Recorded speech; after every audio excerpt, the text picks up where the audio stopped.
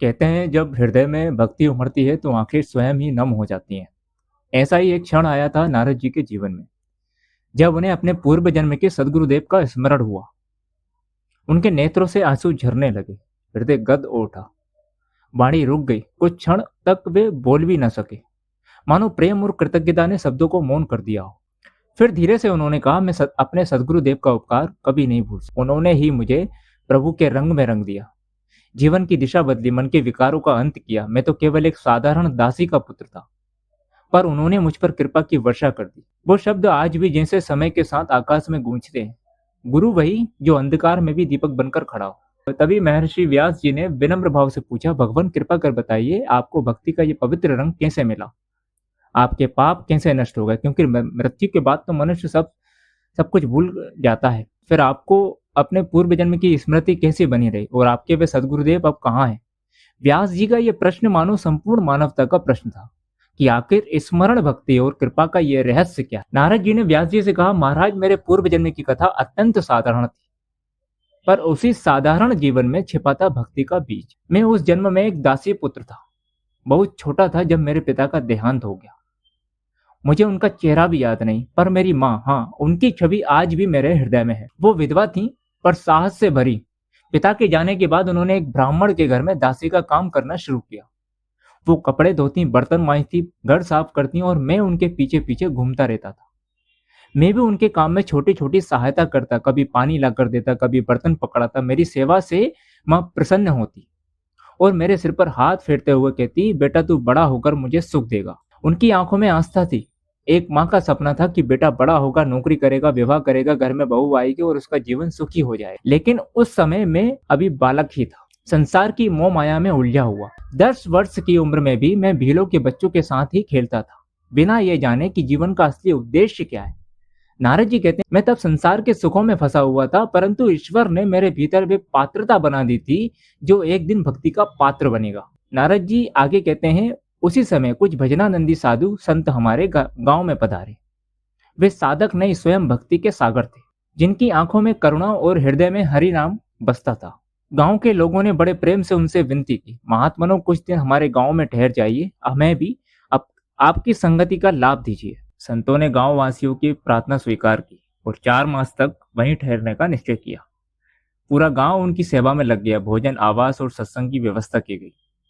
तभी उस ब्राह्मण गृह स्वामी ने मुझे संतों के पास ले जाकर कहा, यह एक विधवा का बालक है, गरीब है, पर सेवा भाव रखता है। आपकी आवश्यकता के अनुसार पुष्प, तुलसी लाएगा, जो कहेंगे वही करेगा। बस उसी क्षण से मेरा जीवन बदलने लगा। मुझे संतों की सेवा का अवसर मिला। उनके भोजन के बाद जो प्रसाद मिलता, वही मेरे लिए अमृत के समान था। सच्चे संतों का दर्शन दुर्लभ होता है, परंतु उनकी सेवा का अवसर उससे भी दुर्लभ। कभी कभी सेवा का सौभाग्य मिल भी जाए तो पूर्ण श्रद्धा बनाए रखना बहुत कठिन होता है, क्योंकि जो व्यक्ति 24 घंटे संतों के समीप रहता है, वे उनके छोटे छोटे दोष भी देखने लगता है। पर याद रखो, निर्दोष तो केवल भगवान ही है। जो मनुष्य मल मूत्र से भरे शरीर में रहता है, उससे कोई ना कोई भूल हो ही जाती है।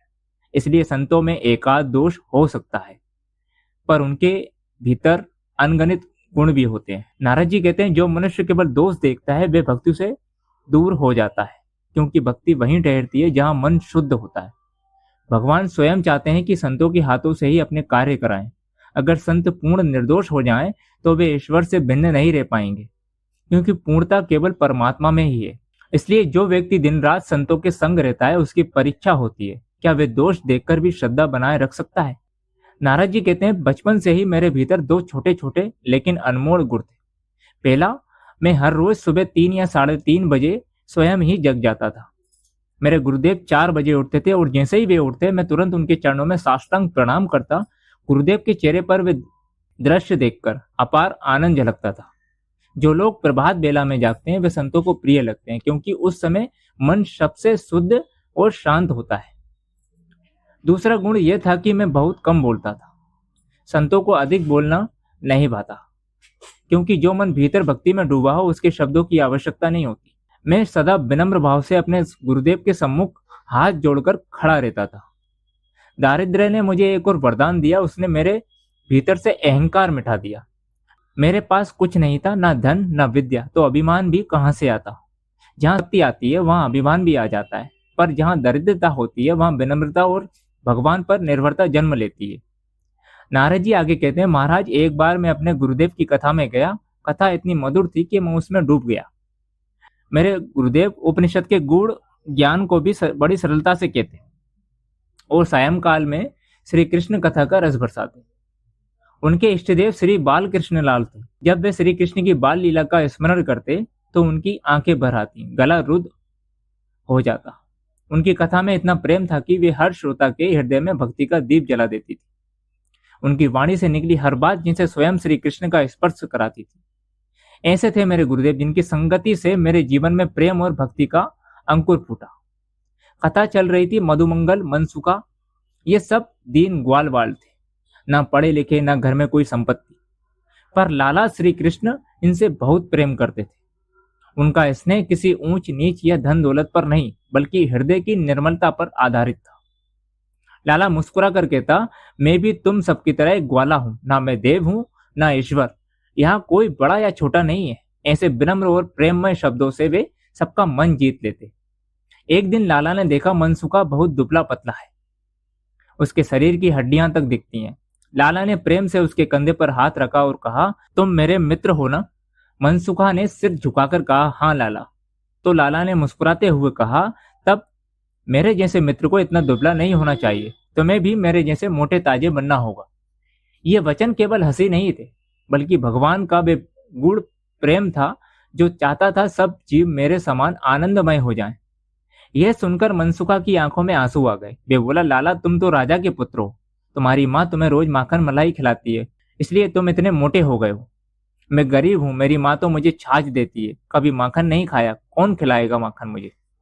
लाला ने मनसुखा की बात दिल में रख ली। वे बोला, तुम चिंता मत करो, कल से मैं तुम्हें रोज माखन खिलाऊंगा। लोग चाहे मुझे माखन चोर कहें, मुझे कोई फर्क नहीं पड़ता। लोगों ने सचमुच लाला को माखन चोर कहा, पर उस चोरी के पीछे कैसी मधुर भावना थी। वे माखन किसी लालच से नहीं, बल्कि अपने भूखे मित्रों के प्रेम से चुराया करता था। लाला ने माखन की चोरी तो की, पर वे सब माखन अपने मित्रों को खिलाकर स्वयं तृप्त हुआ। लाला को बुरा नहीं लगा कि लोग उन्हें माखन चोर कहते हैं, क्योंकि उनके लिए ये प्रेम की चोरी थी। उनकी भावना थी, मेरे सब मित्र मेरे जैसे हष्ट पुष्ट, प्रसन्न और सुखी रहें। यही है श्री कृष्ण की सच्ची मैत्री, जहां प्रेम में स्वार्थ नहीं, केवल समानता, करुणा और स्नेह है। नारद जी श्री व्यास महर्षि जी से कहते हैं, मेरे गुरुदेव जब श्री कृष्ण की कथा कहते थे तो ऐसा लगता मानो स्वयं लाला उनके मुख से बोल रहे हो। मैं तब छोटा था, पर उनके वचनों का प्रभाव मेरे हृदय पर गहराई से पड़ रहा। कथा के प्रत्येक शब्द में प्रेम, करुणा और भक्ति की मधुरता घुली होती थी। मुझे उस कथा में इतना आनंद आया कि मेरे सारे खेल कूद छूट गए। अब मेरा मन केवल कथा सुनने में ही रमने लगा। गुरुदेव कहते हैं, परमात्मा बालकों से बहुत प्रेम करते हैं। प्रभु के दरबार में बालक को तुरंत प्रवेश मिलता है, क्योंकि उसका हृदय निर्मल और निर्दोष होता है। इस वचन ने मेरे भीतर भक्ति की लो जगा दी। मुझे अनुभव हुआ कि जो मन बालक समान हो, जिसमें छल कपट अभिमान ना हो, वे स्वयं भगवान का प्रिय बन जाता है। गुरुदेव की कथा केवल ज्ञान नहीं थी, वे आत्मा को स्पर्श करती थी। कथा में ऐसा माधुर्य था कि बालक सुनता तो आनंद में झूम उठता, युवक सुनता तो भाव विभोर हो जाता, और यहाँ तक कि नास्तिक भी सुन ले तो उसके भीतर श्री कृष्ण प्रेम की चिंगारी जल उठती। नारद जी कहते हैं, मैं प्रतिदिन कथा में जाने लगा। गुरुदेव कभी कभी मुझे देखते और उनकी दृष्टि में जो प्रेम था वे सीधा मेरे हृदय को पवित्र कर देता था। संत की आंखों में सदैव प्रेम रहता है, उनकी प्रेम भरी दृष्टि और स्पर्श से जीव का कल्याण हो जाता है। श्री गौरांग महाप्रभु के जीवन का एक अद्भुत प्रसंग है। एक काजी था, अहंकारी और भक्तों से घृणा करने वाला। जब भी वैष्णव भक्त हरे कृष्ण का कीर्तन करते, वे उसे सह नहीं पाता था। वे भक्तों पर चाबुक चलाता, उन्हें अपमानित करता। जब ये बात श्री महाप्रभु जी को पता चली तो उन्होंने निश्चय किया, आज मैं उसी के आंगन में जाकर कीर्तन करूंगा जो मेरे वैष्णवों को मारता है। भक्तों ने विनम्रता से निवेदन किया, प्रभु वे व्यक्ति अत्यंत पापी है, वे आपके साथ अपमान करेगा, कृपया वहां मत जाइए। पर महाप्रभु जी तो प्रेम अवतार थे। वे हरे कृष्ण कृष्ण कृष्ण हरे हरे का कीर्तन करते हुए सीधे काजी के द्वार पर जा पहुंचे।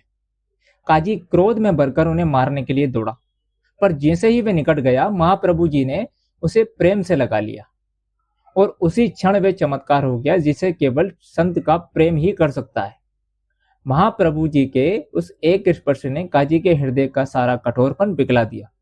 जिस हाथ में चाबुक था, अब उसी से आंसू बहने लगे। वे रो पड़ा, कांप उठा और महाप्रभु जी की गोद में ही हरे कृष्ण गाने लगा। वह जो पहले भक्तों को मारता था, अब स्वयं भक्त बन गया। कथा यही सिखाती है, संत जिस पर प्रेम बरसाते हैं वह ईश्वर दृष्टि से धन्य हो जाता है। संतों के अंग नाममय होते हैं, उनका स्पर्श, उनकी दृष्टि, हर स्पंदन में हरिनाम की शक्ति प्रवाहित होती है। जिसे वे देख लें, छू लें या प्रेम दें, उसका जीवन भगवान नाम के रस से भर जाता है। नारद जी कहते हैं, मेरे गुरुदेव जब कथा करते तो बीच बीच में कई बार मेरी ओर देखते। शायद उनके मन में यह भावना होगी कि ये छोटा बालक रोज रोज सुबह सुबह उठकर कथा में आता है, इसका परम कल्याण। संत हमेशा ऐसा ही सोचते हैं। वे किसी को तुच्छ नहीं समझते, बल्कि हर जीव में ईश्वर का अंश देखते हैं। वे संसार का सुख नहीं देते, क्योंकि संसार का सुख तो हर जीव जन्म जन्मांतर से भोगता आया है। संत जो देते हैं वह है सच्चा आनंद, सच्चा शांति का अनुभव। एक दिन का दृश्य आज भी मेरी स्मृति में ताजा है। गुरुदेव के आश्रम में बड़ा उत्सव था। कई साधु संत पधारे थे। सुबह से ही मैं उनकी सेवा में लगा हुआ था। कभी जल लाता, कभी पत्तले बिछाता।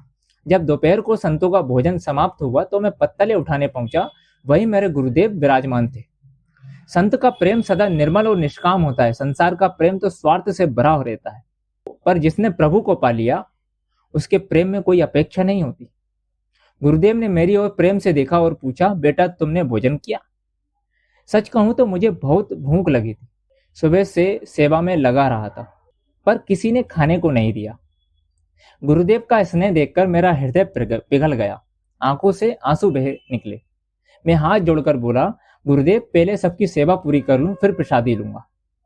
गुरुदेव सब जान गए। वे मेरे मन का भाव समझ गए। सोचने लगे, बालक तो सुबह 2 बजे से जागा हुआ है, पूरे दिन सेवा में लगा रहा और अब भी कुछ नहीं खाया। निश्चित ही इसका प्रभु कल्याण करेंगे, इसे भक्ति का रंग लग जाएगा। उनकी आंखों में करुणा झलक उठी। उन्होंने प्रेम से कहा, मेरी पत्तल में जो थोड़ा सा झूठा भोजन बचा है वही तू खा ले। नारद जी आगे कहते हैं, मेरे गुरुदेव का एक अटूट नियम था। वे श्री बालकृष्ण लाल को बिना भोग लगाए, यहाँ तक कि एक बूंद पानी भी ग्रहण नहीं करते थे। उनका हर ग्रास भगवान को अर्पित होकर ही प्रसाद बनता था। उस दिन जब उन्होंने अपनी पत्तल में से थोड़ा सा अन्न मुझे दिया, वे केवल अन्न नहीं था, वे तो स्वयं भगवान का प्रसाद था, गुरु कृपा का अमृत था। महाराज मैं कैसे कहूं, उस प्रसाद के सेवन के बाद ऐसा लगा मानो मेरे भीतर नवजीवन जाग गया हो। मैं रोज कथा सुनता था, भजन करता था, पर उस दिन के बाद कुछ बदल गया था।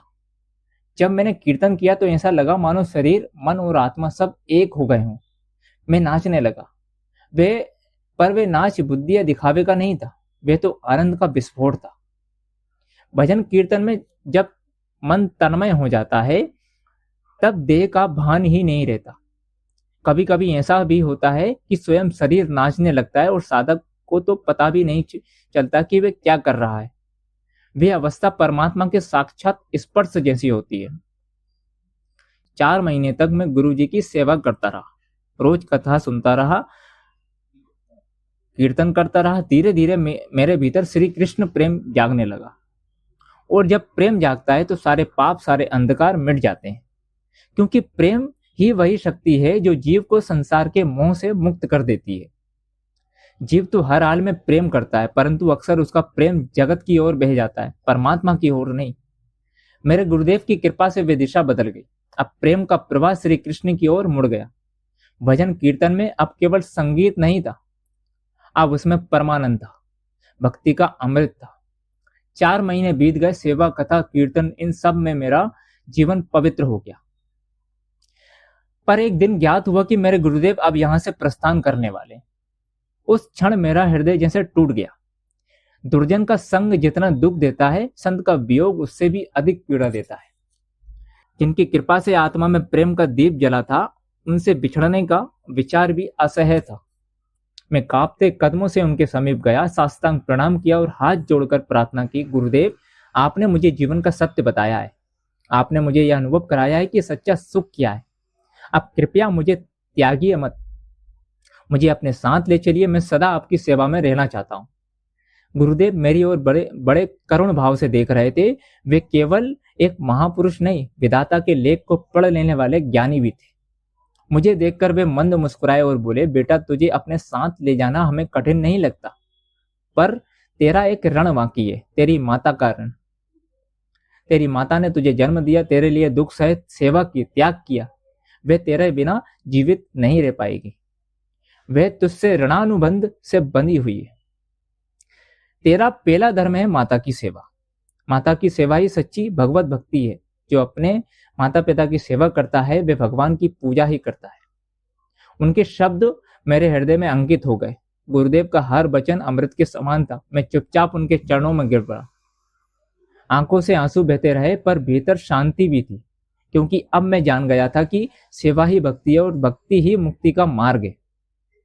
नारद जी विनम्र होकर अपने गुरु के सामने हाथ जोड़कर बोले, गुरुदेव आपने कथा में एक बार कहा था कि आत्मा का संबंध परमात्मा से होता है और यह शरीर माता पिता भाई बहन इनसे जुड़ा हुआ होता है।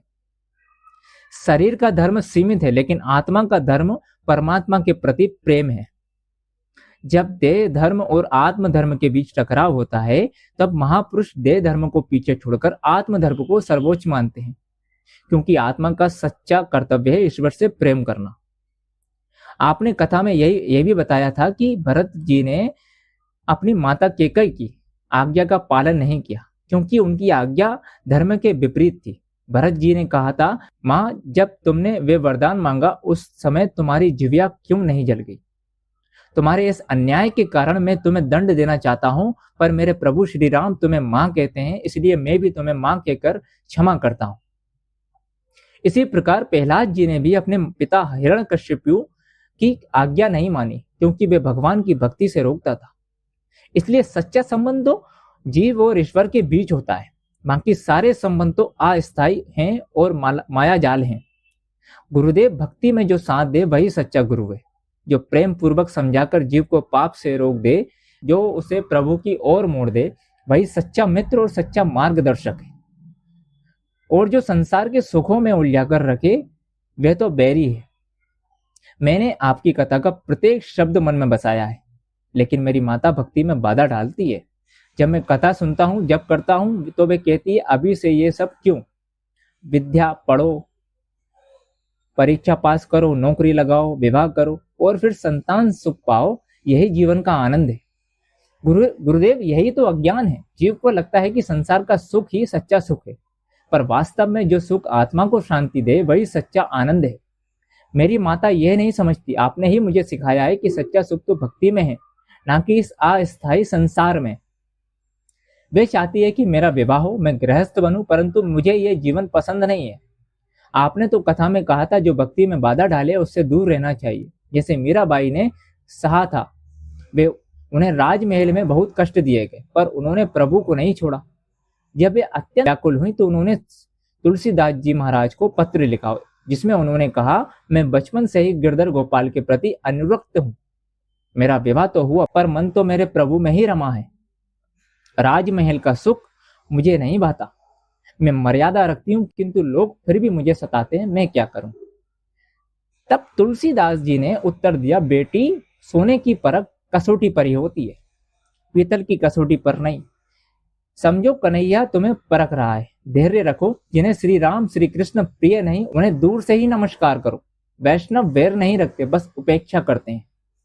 नारद जी के शब्दों में जो वेदना थी वे किसी साधारण बालक की नहीं थी, वे उस आत्मा की पुकार थी जो अपने ईश्वर से एकत्व चाहती थी। नारद जी बड़े भाव से बोले, श्री सीताराम प्रिय नहीं है। जिन्हें श्री राम के चरणों से प्रेम नहीं है, उनका संग त्याग देना ही उचित है। मीराबाई ने भी यही किया था। जब तुलसीदास जी का पत्र मीराबाई ने पढ़ा, तब उनके हृदय में अद्भुत शक्ति का संचार हुआ। उन्होंने मेवाड़ का राज्य, वैभव और सुख सब छोड़ दिया और श्री राम वृंदावन में आकर बस गई। इतिहास गवाही देता है, जब तक मीराबाई मेवाड़ में रही, राज्य सुखी रहा। उनके जाने के बाद मेवाड़ पर विपत्तियां टूट पड़ी, क्योंकि जहां भक्ति रहती है वहां भगवान की कृपा रहती है। और जहाँ भक्ति का प्रकाश बुझता है वहां अंधकार ही अंधकार होता है। नारद जी ने कहा, मेरी माता को मेरी कथा सुनना, मेरा जप करना पसंद नहीं है, इसलिए मैं उनका संग छोड़कर आपकी सेवा में आना चाहता हूं। लेकिन गुरुदेव मुस्कुराए और बोले, बेटा तेरे लिए यही रहना उचित है। चाहे तेरी माता जैसी भी हो, वे तेरी माता है। उसने तुझे 9 महीने अपने गर्भ में रखा। माता का प्रेम, उसका उपकार भूलना मत। फिर बोले, बेटा जो माता की सेवा करता है वही भगवान को प्रिय होता है। माता ने तुझे तन दिया है, हाँ मन नहीं दिया, इसलिए तन से माता की सेवा करना और मन से भगवान की भक्ति करना। फिर गुरु ने गहरी दृष्टि से जी को देखा और बोले, घर के लोगों को तेरे मन की जरूरत नहीं होती, वे तेरे तन की सेवा चाहते हैं। लेकिन भगवान को तेरे तन या धन की आवश्यकता नहीं है, भगवान तो बस तेरा मन मांगते हैं। अगर तू अपना मन उन्हें दे दे तो समझ ले कि भक्ति पूर्ण हो गई। नारद जी ने विनम्रता पूर्वक पूछा, गुरुदेव मन से भगवान की भक्ति कैसे की जाए? गुरुदेव ने अत्यंत प्रेम से कहा, बेटा आज से तू ये भावना कर, तू नंद बाबा के घर का एक साधारण सेवक है। तेरे मालिक श्री कृष्ण जब गायों के पीछे चलते हैं तो उनके पांवों में जूते तक नहीं होते, वे नंगे पांव चलते हैं। तू सोच, तेरे लाला को कोई कष्ट ना हो, इसलिए तू रास्ते के सारे कांटे कंकड़ बीन बीन कर साफ कर रहा है, ये भी भक्ति है। फिर तू ये भावना कर कि तेरे लाला श्री राम वृंदावन में यमुना जी के तट पर अपने सखाओं के साथ बैठे हैं और तू उनके लिए मधुर द्राक्ष लेकर आया है। तू वे अंगूर उनके मुख में रखता है और तेरे श्री बाल कृष्ण मुस्कुराते हुए उन्हें खाते हैं। फिर गुरु बोले, बेटा जब तू इस भावना में डूब जाएगा तो तेरी समाधि लग जाएगी। नाक पकड़ने प्राणायाम करने की आवश्यकता नहीं। प्राणायाम से मन कुछ देर के लिए स्थिर होता है, परंतु प्रेम की भावना से मन स्थायी रूप से शांत हो जाता है। गुरुदेव के इन वचनों से नारद जी का हृदय गदगद हो गया। उन्होंने अनुभव किया कि सच्चा योग प्राण में नहीं भावना में, और सच्ची साधना तब होती है जब मन लाला के चरणों में स्थिर हो जाए। गुरुदेव ने कहा, बेटा वैष्णव भाव यही है कि मन को भगवान के धाम में और भगवान की लीला में लगाओ। भक्ति में कर्म नहीं, भाव का महत्व अधिक होता है। भगवान भाव के भूखे हैं, शब्दों या संख्या के नहीं। गुरुदेव की आज्ञा थी, हरे कृष्ण कृष्ण कृष्ण हरे हरे, हरे राम राम राम हरे हरे, इस महामंत्र के 32 लाख जप करो। उन्होंने समझाया, इस महामंत्र में 32 अक्षर हैं। हरे कृष्ण और राम, ये तीनों नाम स्वयं परमात्मा के दिव्य रूप हैं। हरि नाम से सारे पाप नष्ट होते हैं, कृष्ण नाम से हृदय में प्रेम जागृत होता है और राम नाम से आत्मा को परम आनंद प्राप्त होता है। फिर बोले, जब तू प्रेम से श्री कृष्ण कहेगा तो लाला को हृदय से पुकारना, हे लाला मेरे मन को अपनी ओर खींचिए, यह मन व्यर्थ संसार में भटकता है, मुझे संभलता नहीं, आप ही इसे अपने चरणों की ओर आकर्षित कीजिए। गुरुदेव बोले, श्री कृष्ण की आकर्षण शक्ति दिव्य है। अगर तू बार बार प्रेम से उनका नाम लेगा तो वे धीरे धीरे तेरे मन को अपनी ओर खींच लेंगे। जब भगवान मन को आकर्षित कर लेते हैं तब राम अर्थात आनंद प्राप्त होता है। नारद जी ने पूछा, महाराज मैं तो पढ़ा लिखा नहीं हूं, जप को गिनना मुझे नहीं आता। गुरुदेव हंसकर बोले, बेटा जप करना तेरा काम है, गिनना भगवान का काम है। तू बस प्रेम से नाम लेता जा। जब तू सच्चे भाव से जप करेगा तो श्री बाल कृष्ण लाल तेरे पीछे पीछे चलेंगे। वे ब्रह्मा आदि देवताओं को जगत की रचना विनाश के कार्य में लगाते हैं और स्वयं अपने वैष्णव भक्तों के साथ खेलते हैं। फिर गुरुदेव ने कहा, लाला को वैष्णवों से बहुत प्रेम है, भक्त जहां भी जाता है लाला उसके पीछे पीछे चलते हैं। इसलिए तू बहुत जप कर, पर गिन मत, गिनने से अहंकार पैदा होता है। मैंने इतने लाख जप कर लिए, याद रख, जिसने सच्चा प्रेम पाया उसे अपनी गिनती की चिंता नहीं रहती। गुरुदेव ने मुस्कुराते हुए एक कथा सुनाई। एक भाई मुझसे बोले, महाराज मैंने 3 करोड़ जप कर लिए हैं, अब पूर्ण आहुति करने का विचार है। मैंने कहा, भाई तू रोज कई वर्षों से दाल भात खाता है, कभी ये सोचा है कि अब दाल भात की पूर्ण आहुति कर दूं? भोजन की तो पूर्ण आहुति नहीं होती, तो भजन की कैसे हो सकती है? और गुरुदेव का अंतिम उपदेश था, जब तक जीवन है तब तक सांसें हैं, भगवान के नाम का जप करते रहो। नाम ही वे नौका है जो इस संसार सागर से पार उतार देगी। नारद जी कहते हैं, मेरे गुरुदेव ने मुझे आज्ञा दी थी, बेटा 32 लाख नामों का जप करो। जैसे जैसे नाम जपेगा वैसे वैसे तुझे अनुभव होने लगेगा, और जब ये जप पूर्ण हो जाएगा तब तेरे जीवन का एक नया अध्याय प्रारंभ होगा। गुरुदेव ने आगे कहा, बेटा भगवान कैसी कैसी लीला करते हैं इसे कोई नहीं समझ सकता। कदाचित तेरी माता की बुद्धि में सुधार हो जाएगा। यह संभव है कि भगवान स्वयं उसे अपने पास बुला ले, पर तू अपने मन में किसी के प्रति कठोरता मत रखना। माँ को आदर देना, माँ को वंदन करना और माँ को प्रसन्न रखकर भगवान का नाम जप करना। माता के आशीर्वाद से तेरी भक्ति में कभी विघ्न नहीं आएगा। यह कहकर गुरुदेव वहां से चले गए। नारद जी बताते हैं, गुरुदेव के वियोग से मेरा हृदय व्यथित हो गया। उनका प्रेम, उनका स्नेह, सब कुछ मेरे मन में गूंजता रहता था। जब भी कोई मुझे सम्मान देता, मुझे अपने गुरुदेव की याद आ जाती, क्योंकि ये सब उनकी कृपा का फल था। फिर कहते हैं, गुरुदेव के उपदेश को स्मरण करते हुए मैं 12 वर्षों तक अपने घर में ही रहा। तन से तो घर में था, पर मन से मैं श्रीधाम वृंदावन में निवास करता था। हर दिन हरे कृष्ण का जप करता, श्री कृष्ण की सेवा और भक्ति में लीन रहता। फिर वे क्षण आया जब मेरे 32 लाख नाम जप पूरे हुए। तब प्रभु को मुझ पर दया आ गई। भगवान ने अपनी लीला से मेरा मार्ग साफ कर दिया। नारद जी की वाणी थरथराने लगी। एक दिन संध्या समय मेरी माता गौशाला में दूध दोहने गई। अंधकार घना था। उनका पांव अनजाने में एक सर्प पर पड़ गया।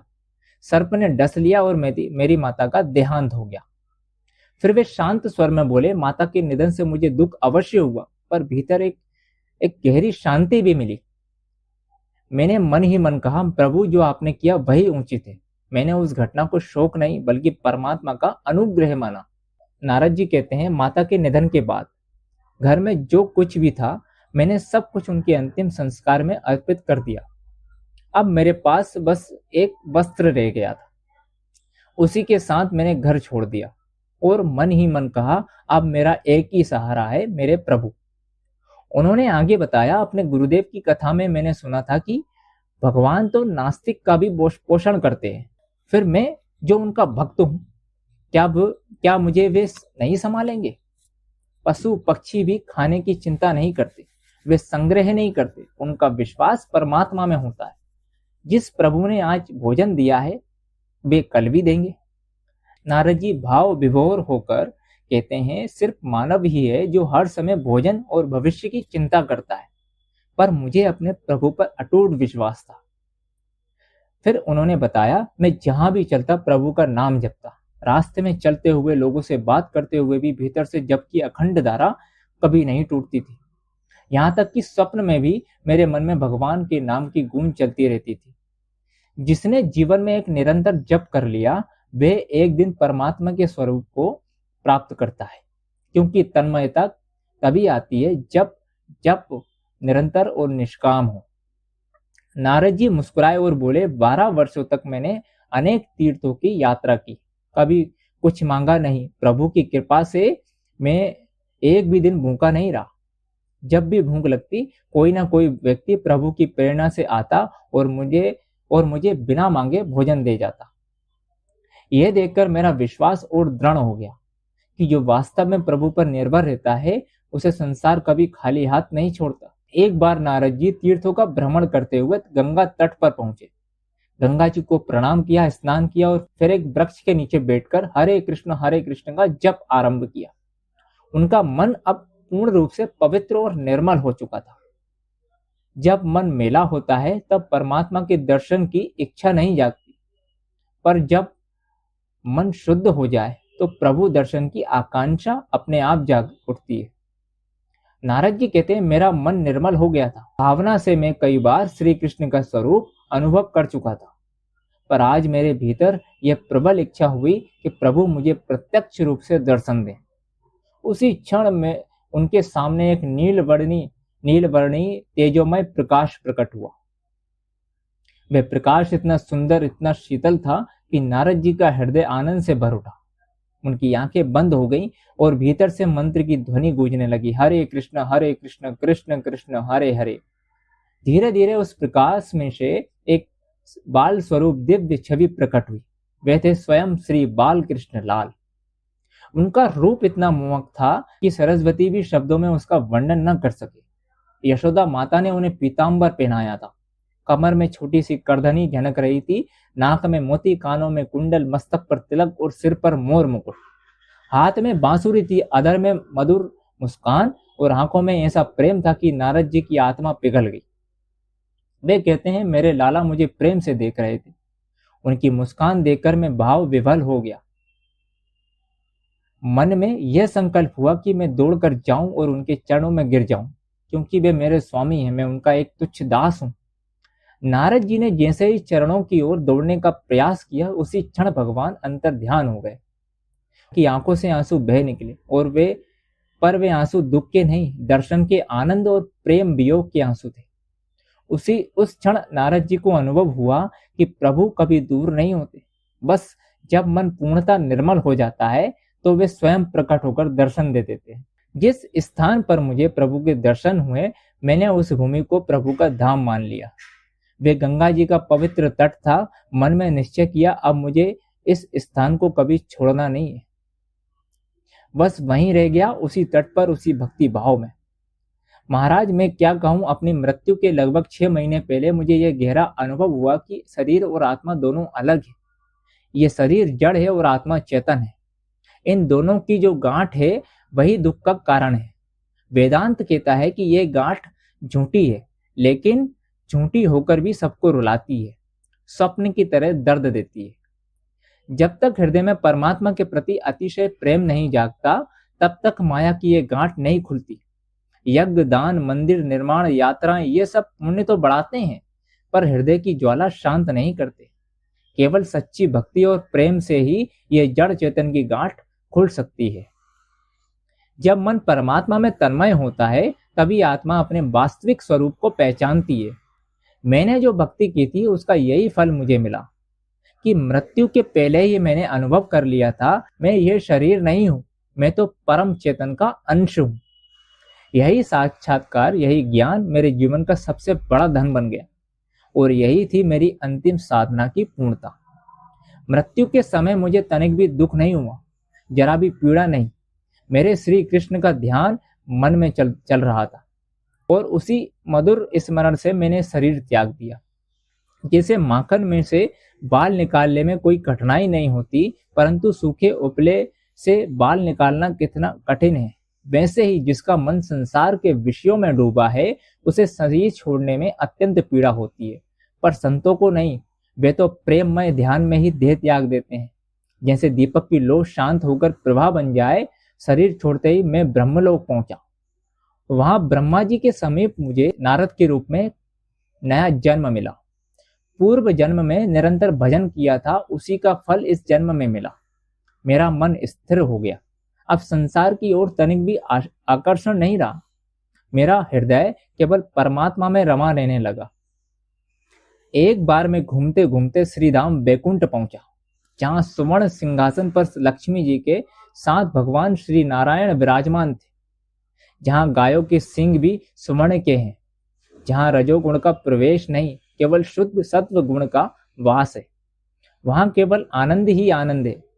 काल भी उस धाम में प्रवेश नहीं कर सकता। वहां नित्य लीला चलती रहती है, जहां हर श्वास में भगवान की उपस्थिति महसूस होती है। प्रभु के दर्शन से मेरा हृदय प्रेम से भर गया। मैंने प्रेम पूर्वक कीर्तन गाया, हरे कृष्ण हरे कृष्ण। प्रभु अत्यंत प्रसन्न हुए। उन्होंने मुझे कुछ और नहीं दिया, बस एक वीणा दी और स्नेह पूर्वक कहा, इसे हाथ में लेकर मेरे नाम का कीर्तन करते रहो। जहां भी तुम मेरे नाम का गान करोगे, मैं वहीं में लक्ष्मी जी को लेकर आऊंगा। फिर प्रभु ने कहा, बेटा ऐसी कथा सुनाया करो, ऐसा कीर्तन किया करो, जिसे सुनकर जीव मेरे चरणों की ओर लौट आए। जो जीव माया में बह गया है, उसे मेरे समक्ष ले आओ। ये आदेश मेरे जीवन का सबसे बड़ा वरदान था। तभी से मैं जहां भी जाता हूं, प्रभु नाम का कीर्तन करता हूं, जिसे सुनकर जीवों का हृदय पिघल जाए, उनके पाप जल जाए और जीवन सुधर जाए। जब व्यास महर्षि जी ने नारद जी से निवेदन किया, भगवान अब आप कथा कहें, मैं लिख लूं। तब नारद जी ने विनम्रता से कहा, महाराज आपको कौन कथा सुनाए, आप तो स्वयं वेदों के ज्ञाता हैं।